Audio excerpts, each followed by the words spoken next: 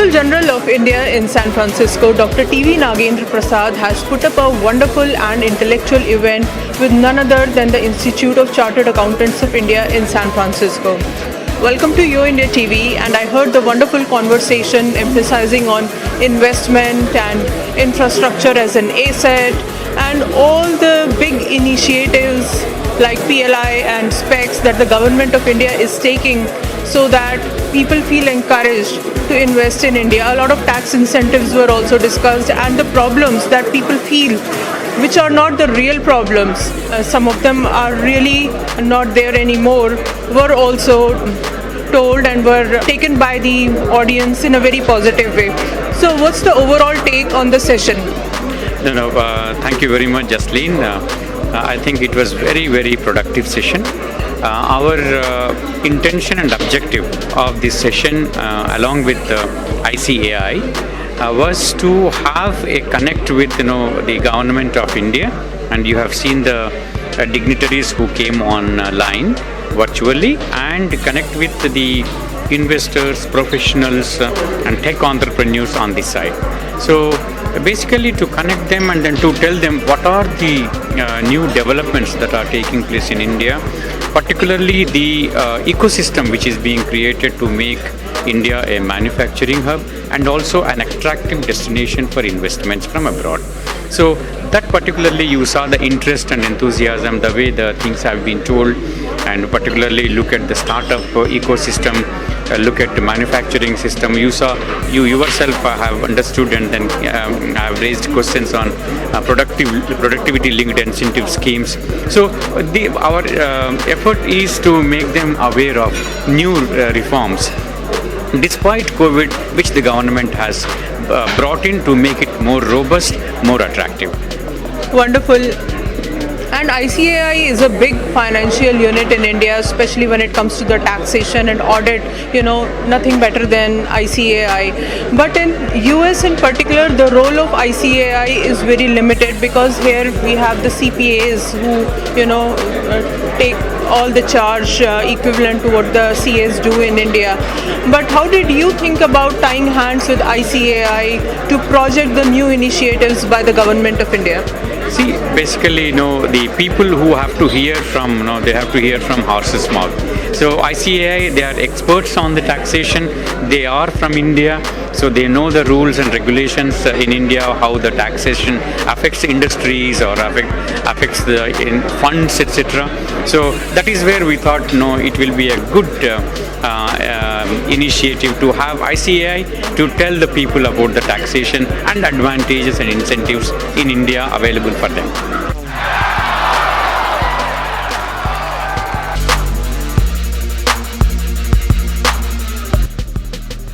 Fiscal support has come through in electronics and allied sectors for production of electronic and semiconductor manufacturing. This includes the production and incentive schemes for mobile phones, IT hardware, the two prime drivers and components also, to bring deeper manufacturing in the country, CapEx and incentive schemes, as well as electronic manufacturing clusters. Briefly, I'll tell you briefly about them, and the entire Semicon India strategy that is coming from Semicon India program as a follow-up to Digital India program. And then the allied sectors also, whether it is in energy storage, advanced chemistry cells, automobiles, telecom equipment, renewable energy, EV modules, and white goods, consumer goods, another $30 billion of production and incentives. So all in all, around $30 billion of production and incentive support, and other supports have already been announced by, not just announced, been approved by Government of India. Some of these schemes have been on for almost a year now. There is a cascading of incentives to support the entire value chain, and not really spend too much time on that. But on the production and incentive scheme for electronics manufacturing, what it essentially does is that a base year is taken, and on top of that base year, the incremental production is incentivized.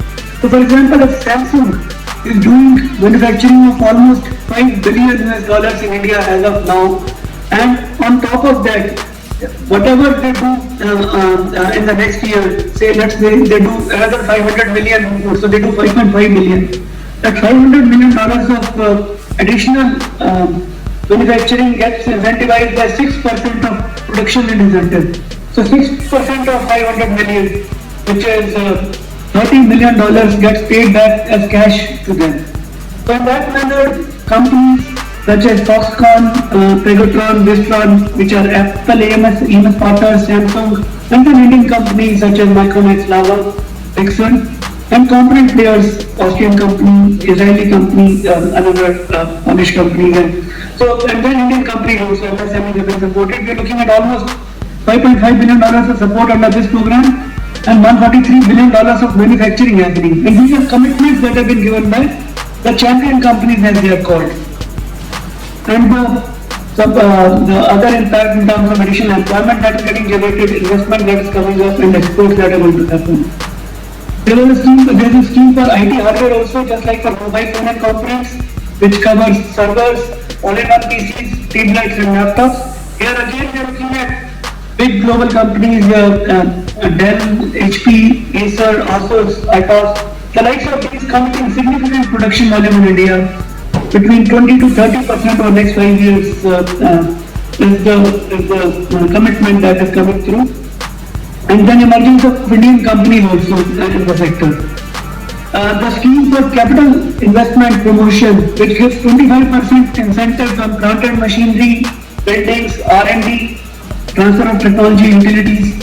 So that scheme is also there. And under that also, for example, you might have heard Tata Electronics to make the back cover and enclosures for high-end mobile phones.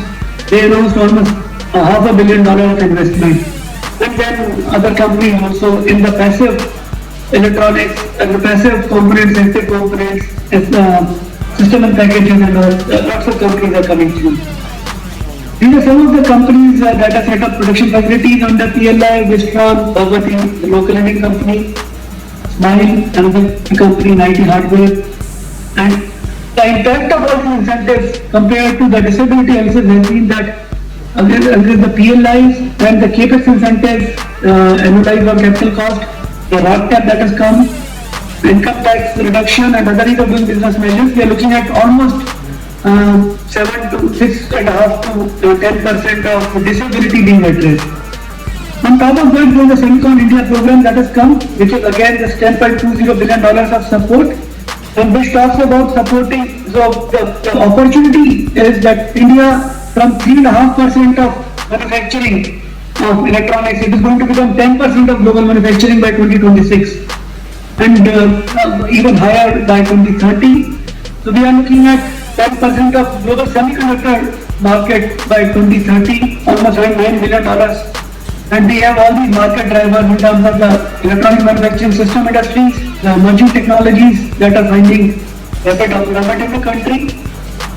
And we have done a product-wise analysis also for the Semiconductor India strategy, what technology nodes, what products, what kind of chipsets are required, and the target applications that are there.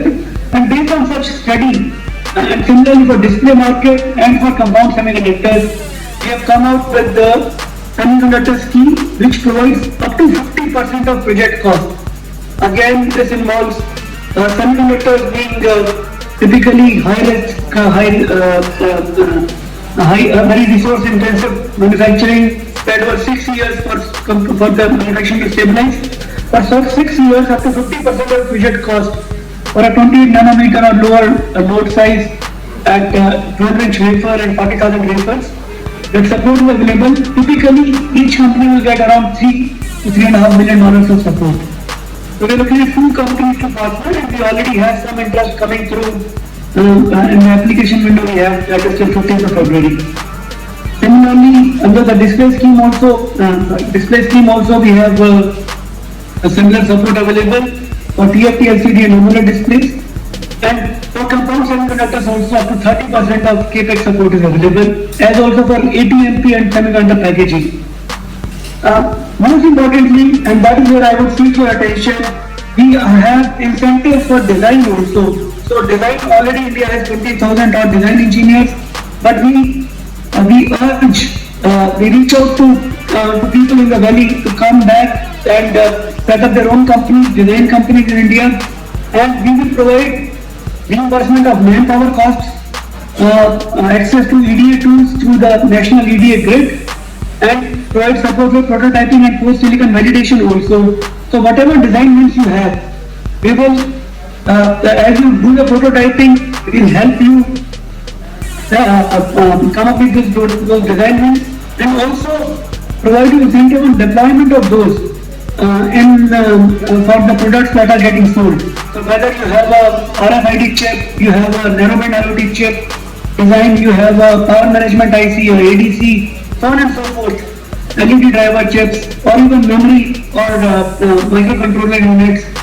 All of those designs we are going to support and help in deployment also through demand aggregation of Indian market. So, and this scheme is available for next 3 years, and incentives are available for 5 years from the date of approval. And within 45 days we'll give approval for this. So all of it, infrastructure development, demand aggregation, scaling. We have set up a dedicated institution also in form of India Semiconductor Mission. And then we are setting up some clusters also. So the mission is there, already established, and the clusters are coming up. High-tech clusters under the electronic monetization cluster scheme. These are some of the clusters that are coming up. So there is a lot happening, but constrained for time. But what I would very much reach out to you is that I am available, my team from ESDM sector within the Ministry of Electronics and IT, and Invest India are available to answer to all your queries and ensure that you find India a place for industry. Thank you for this opportunity.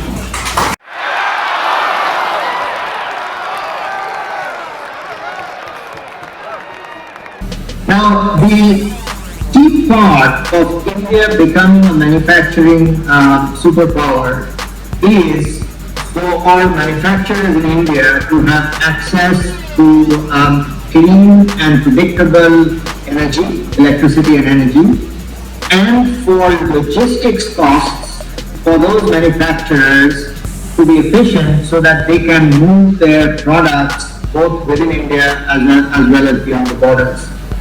And at NIIF, we have kind of a dual role.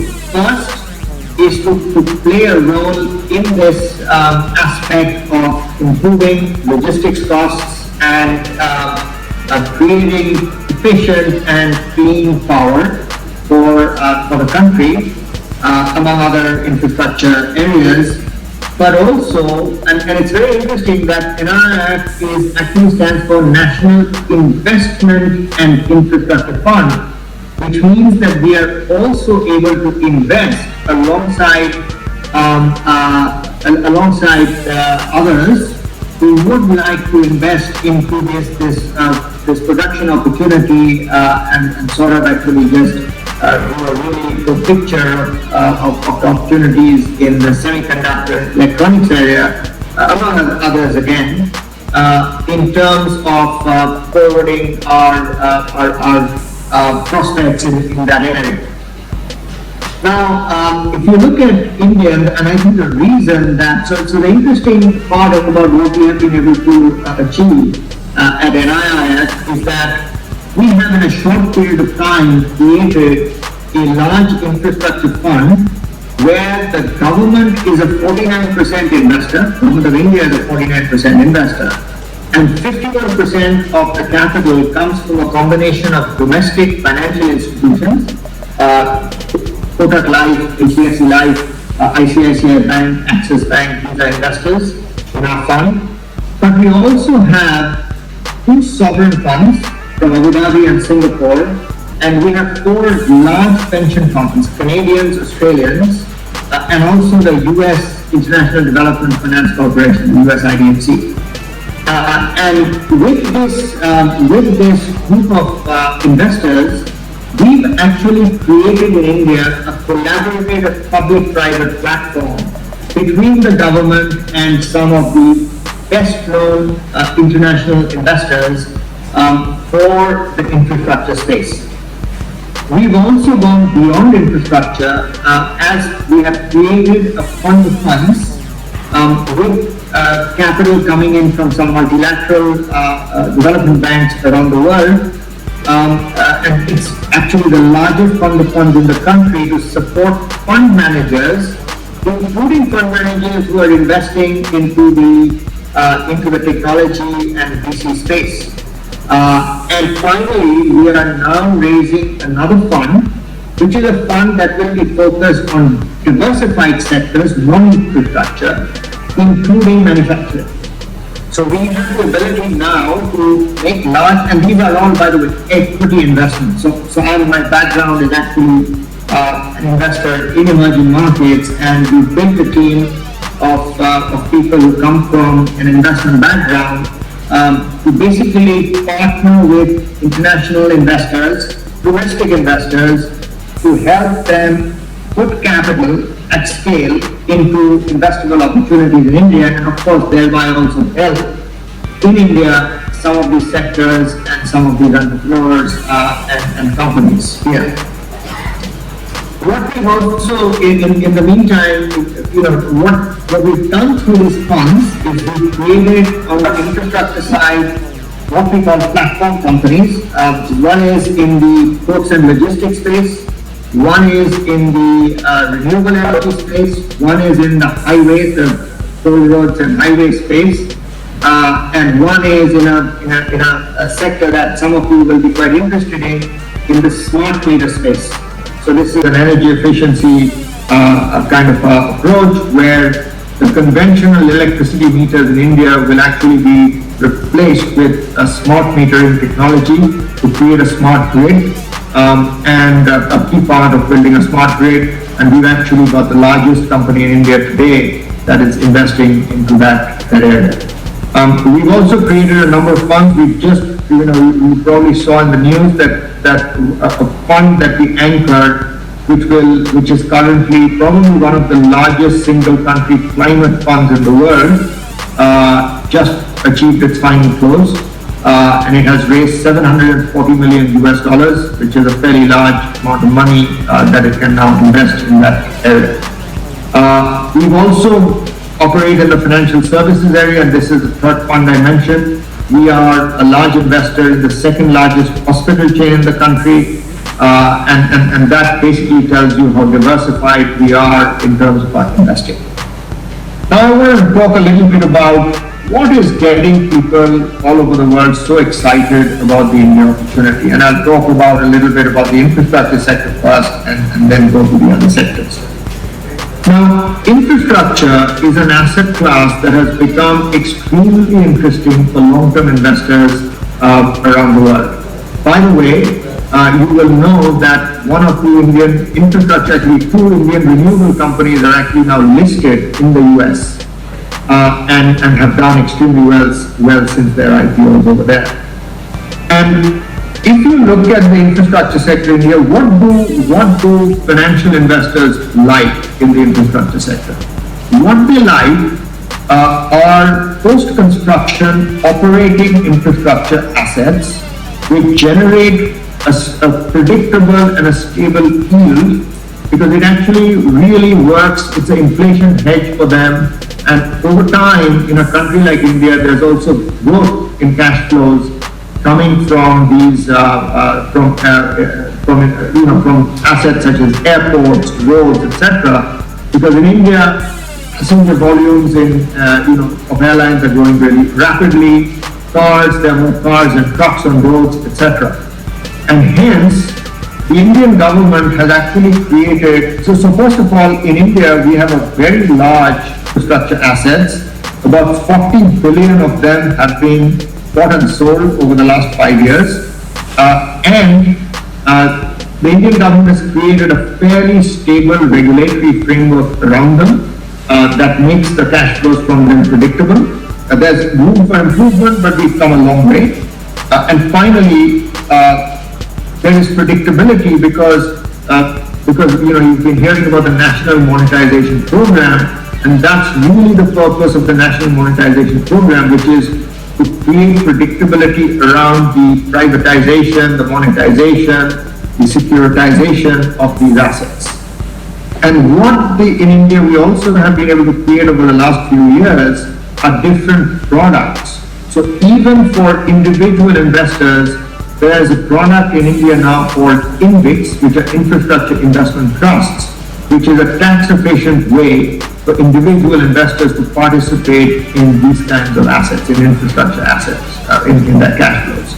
We've also created many other mechanisms for people to invest into these sectors with relative, I would say, predictability. And it's a word that we use a lot in the infrastructure sector from an investment standpoint. And this is what is creating a lot of optimism about the National Monetization Program. The program itself is about $85 billion of identified assets which will be monetized. These are public sector assets which will be monetized by the government to enable private investment to come into that. This will fund a very large national infrastructure program, and the national infrastructure program, the national infrastructure pipeline, is about $1.5 billion. Significant amount of it will be in the energy sector. As you know, India is building 400 gigawatts of renewable energy. So we will be one of the largest generators of renewable power within the next few years. We've already, advanced a lot in this respect. But we are also investing in roads, in rail.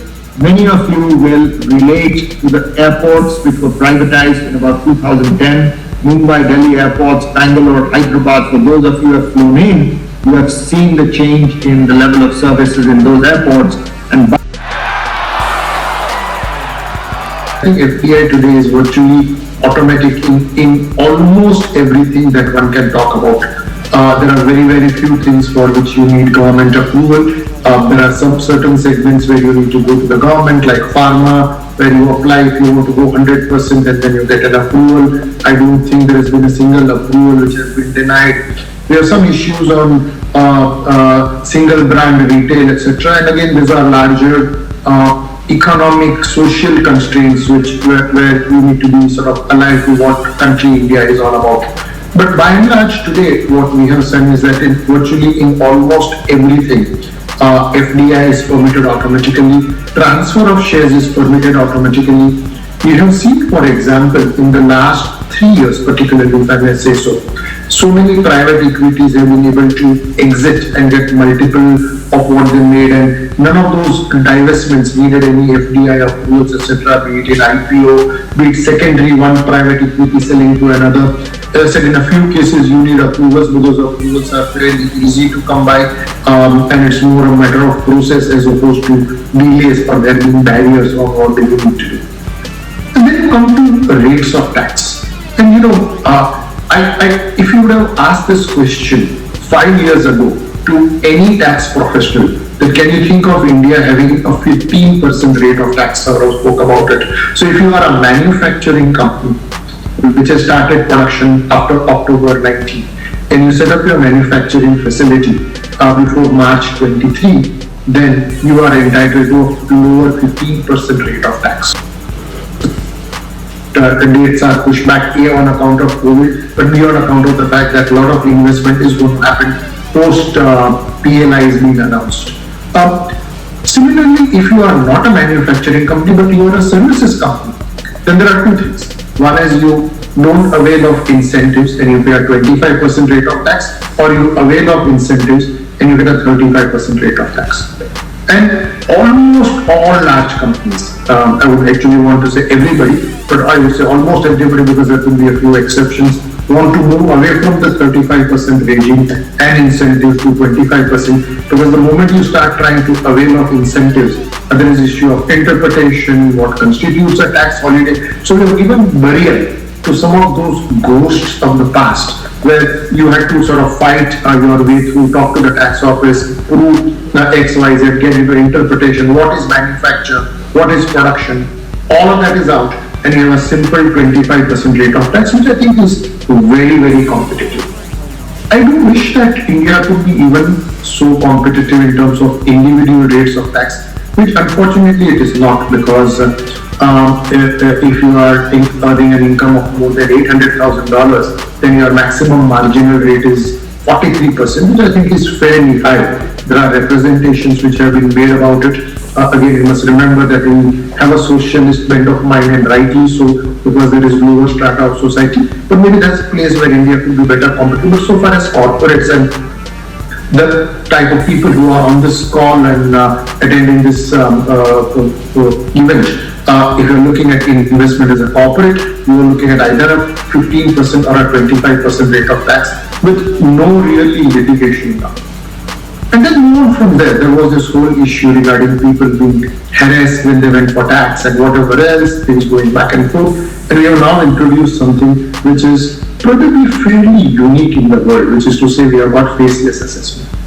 Again, like all schemes, it takes time to settle down. There are issues of interpretation, but it's a matter of time. It's a matter of a couple of years before things settle down. But today, you don't need to wait outside the tax office. The time limit for completion of tax assessment, which used to be as long as 4 years, is now virtually a year and a half. So you get your tax assessment in a year and a half.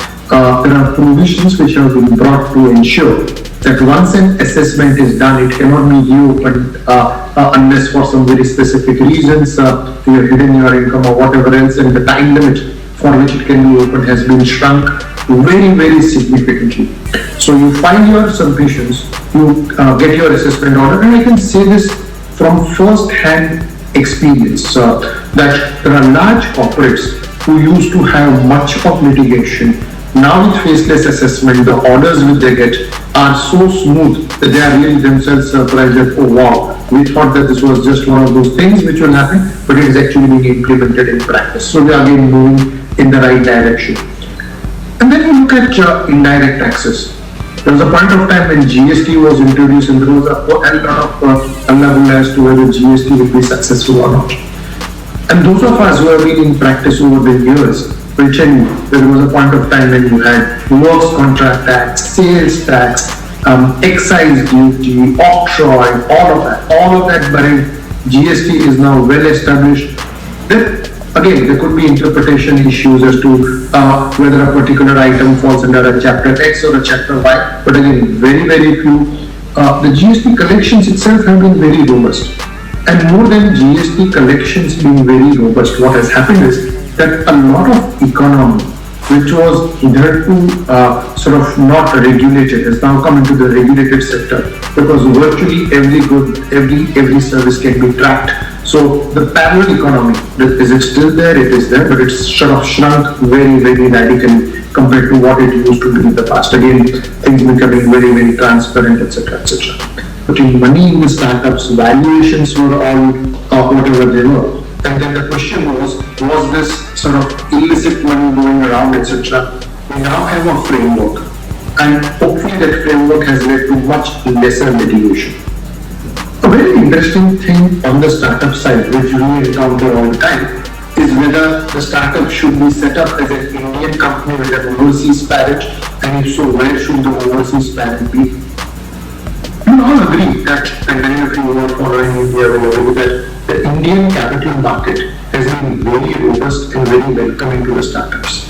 The listing of companies like Khanuja and others, many more in the pipeline, delivering, etc., etc., just shows how the capital markets have welcomed startups. And one of the biggest things which has been a barrier to any externalization is this issue of round tripping.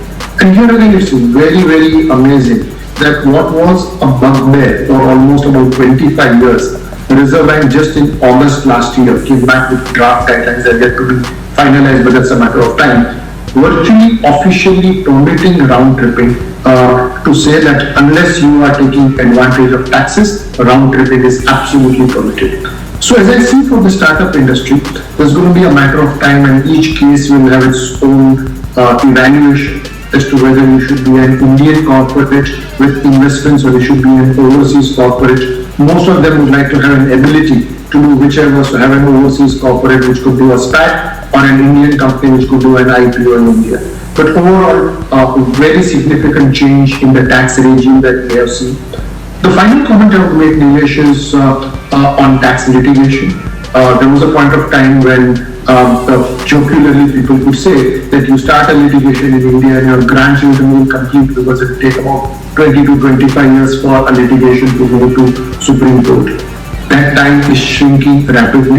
The government has really put up new steps to say that on smaller matters, once a tax tribunal where you reach in about 4 years, you don't need to litigate anything further. So, a lot of evolution, a lot of positive thing out there.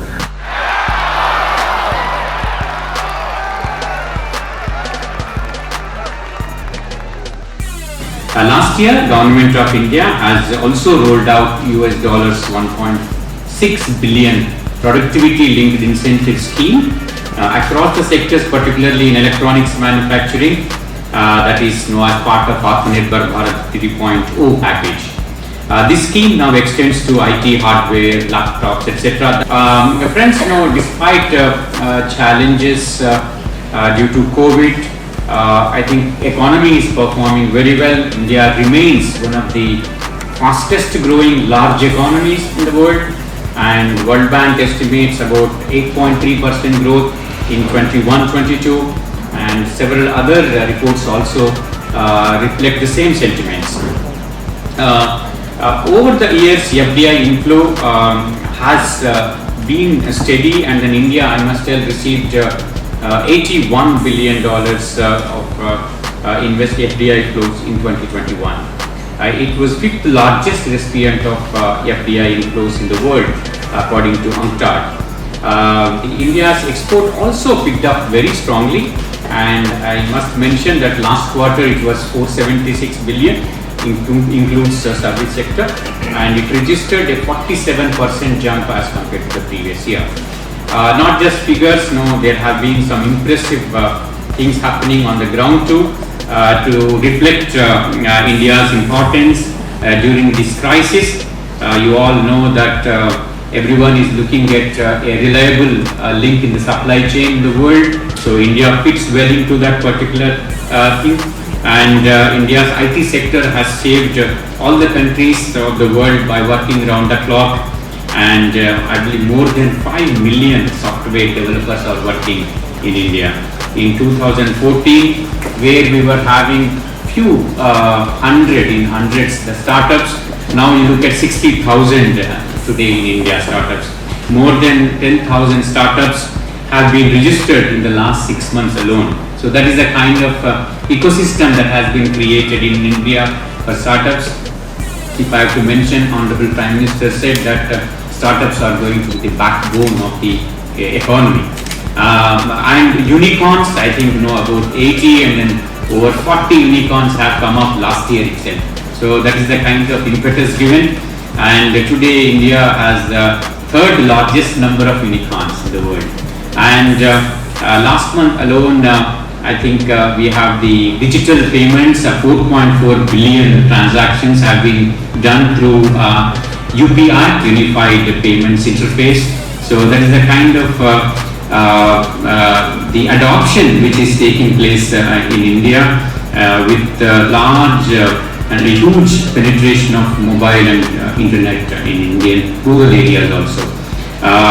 Friends, to conclude, let me reiterate that there is a growing recognition of India's expanding potential, vast opportunities to its growing economy.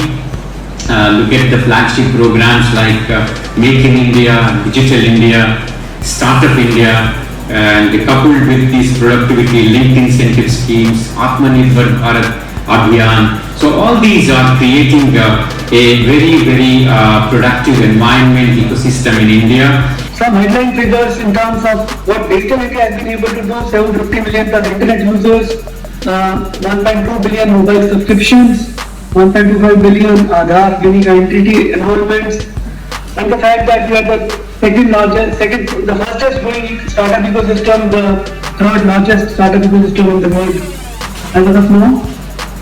And skip through some of these things, the fact that digital transactions per capita per annum outpace anybody else in the entire world, and the Digital India are getting enabled because the data rates are among the cheapest in the entire world again, and our average monthly mobile data consumption also per user is fantastic, and that is driving a whole lot of digital economy behind it. Now, coming to the electronic manufacturing part, this is one sector that has grown from $29 billion to $76 billion over last 5 years. That's around 17% CAGR. Despite COVID also, it has kind of remained stationary, did not dip. But now, taking from very strong policies of government, they're looking at going from $76 billion to $300 billion at around 29% CAGR. And the prime drivers are going to be mobile phones and IT hardware. And we have come up with specific schemes under the Make in India program and Atmanirbhar Bharat strategy to support them. While driving these schemes, we have done disability study of India with Vietnam and China, and essentially the realization was that there is a 17 to 20% cost disadvantage as compared to China, and 8 to 11% as compared to Vietnam. And then take up the comparison metrics in terms of the tax rates, the lending rates, labor, power, other subsidies.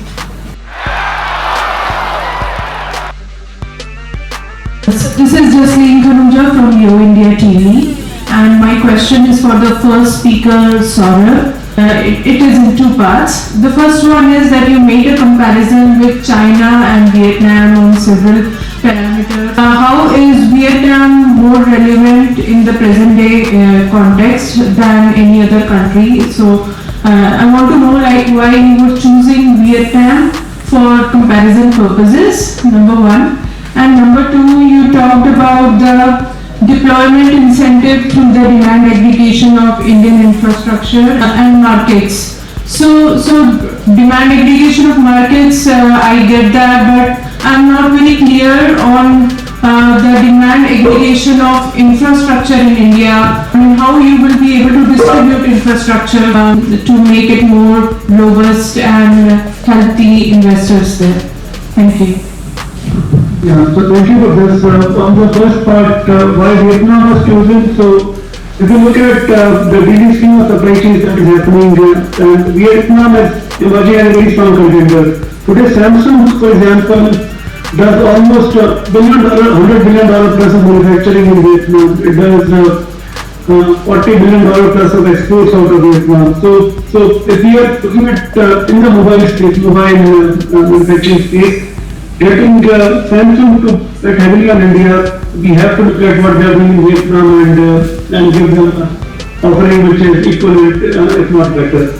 Similarly, the case with Vietnam has come up with high-tech parks along its border with China, so they have a natural advantage in terms of when companies are moving out of China, when they just to explore. But having said that, in India, what we have is the we still have a labor arbitrage over them. We have to improve on our logistics, on our systems, on our credits, and so on and so forth. But Vietnam is definitely, just like Thailand and Malaysia, is one geography that we have to be very conscious of. But the second part, in terms of aggregating demand, for example, Sujoy talked about smart meters and the great opportunity there. The national, so it is the digital infrastructure that is becoming as relevant as the physical infrastructure today. And with the national smart mission, smart metering mission, we are looking at almost 250 million smart meters getting installed in the country in next 4 years in fact. So there is huge opportunity there. Now if we can aggregate that demand for semiconductors or the electronic content in that, and say that whoever has a smart manufacturing microcontroller unit or a power management IC, we will ensure that the deployment of that design will happen in the smart meters in India. Similarly, if somebody has a display panel for that, or somebody has some other component of that, or plastic in that. In terms of mandating the Make in India requirements for domestic value addition and local content, we will drive that. And that can be done for metering systems in the water grid that is coming up and so on and so forth. Similarly, in the telecom network, telecom infrastructure, there is demand aggregation possibility. In the smart cities, there is a lot of demand aggregation. Railway is a huge procurer. So there are endless opportunities that there, and that is the kind of demand aggregation I would referring. Thank you. And so I would actually add that almost every sector in infrastructure, because imagine if on solar modules you can aggregate demand, if on agricultural logistics you can aggregate demand, it completely changes your procurement approach. And one of the reasons that India, for example, and in my field, has been able to reduce the renewable tariffs so rapidly is because of smart procurement, through giving out large, bidding opportunities to companies. So I think aggregating demand is a crucial piece of scaling up, bringing productivity, bringing efficiency, reducing costs. So delighted that the government is super focused on that. Thank you, Sujay and Saurabh, for addressing that question. You mentioned about transfer pricing, and I can assure you I deal with transfer pricing regimen all across the world, and somewhere on the line there is this whole thing that Indian transfer pricing regulations are unduly onerous. If you are overall loss making, you still have to make profits in India. I can assure you, you will find the same regulations anywhere in the world. It is not unique to India. If India is rendering services and India is not an entrepreneur, it will charge you taxes on the profits that are supposed to be made here on the back office.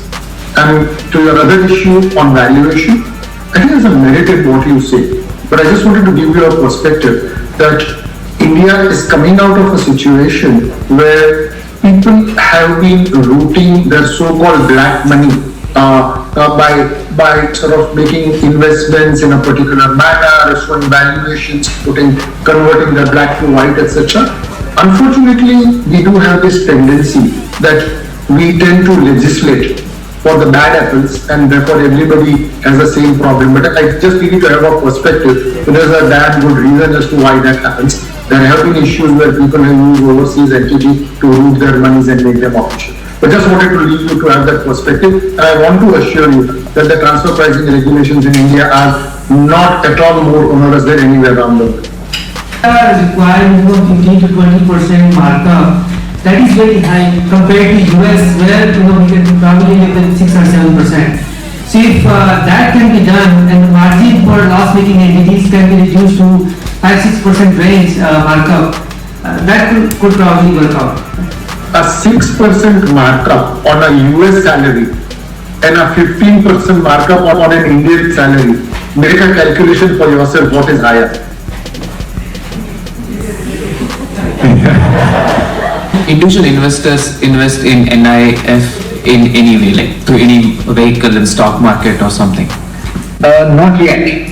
So, we are still at the early part of our journey. And as of now, we are focused on institutional investors. So we are focused actually on large institutional investors. And that is also crucial for us to build up our governance. Because we are literally 5 years young, as I like to say.